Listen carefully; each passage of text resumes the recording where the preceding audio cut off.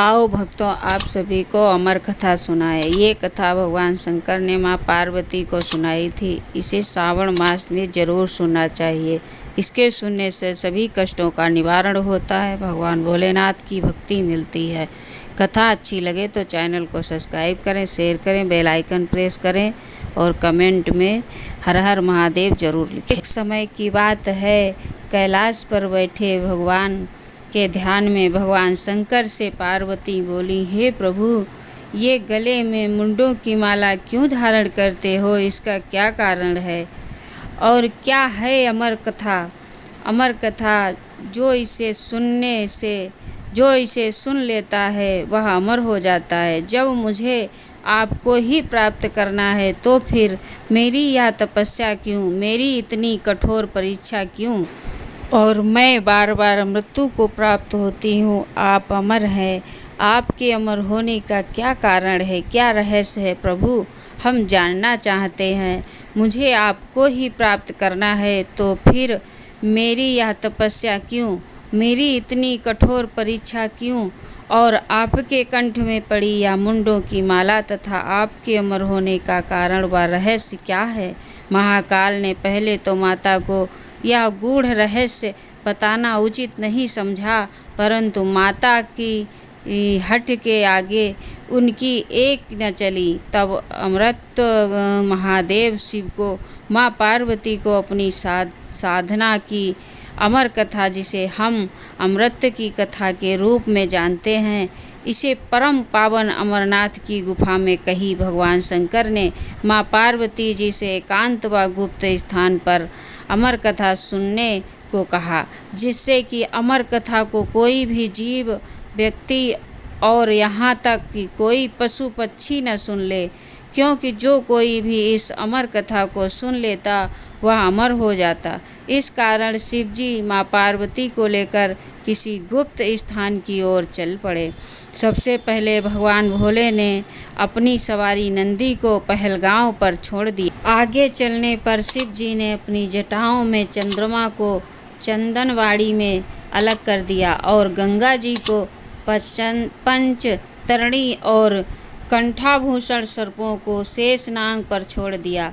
इस प्रकार इस पड़ाव का नाम शेषनाग पड़ा। आगे की यात्रा में अगला पड़ाव गणेश टाप पड़ता है। इस स्थान पर बाबा ने अपने पुत्र गणेश को भी छोड़ दिया था, जिसको महागुणा का पर्वत भी कहा जाता है। पिस्सू घाटी में पिस्सू नामक कीड़े को भी त्याग दिया। इस प्रकार महादेव ने अपने पीछे जीवनदायिनी पांचों तत्वों को भी अपने से अलग कर दिया। इसके साथ माँ पार्वती संग एक गुप्त गुफा में प्रवेश कर गए।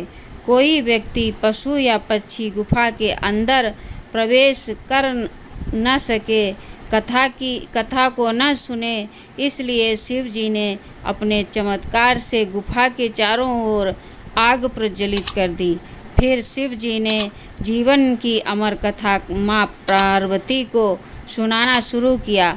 कथा सुनते सुनते देवी पार्वती को नींद आ गई और वह सो गईं। भगवान शिव अमर होने की कथा सुनाते रहे। इस समय दो सफ़ेद कबूतर श्री शिव जी से कथा सुनते रहे थे और बीच बीच में गूं गूं की आवाज़ निकाल रहे थे। शिव जी को लगा माँ पार्वती कथा सुन रही हैं और बीच बीच में हुंकार भर रही हैं।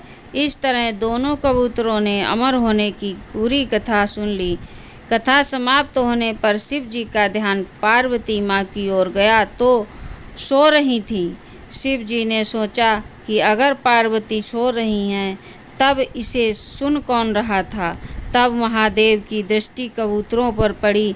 महादेव शिव कबूतरों पर क्रोधित हुए और उन्हें मारने के लिए तत्पर हुए। इस पर कबूतरों ने शिवजी से कहा कि हे प्रभु, हमने आपसे अमर होने की कथा सुनी है।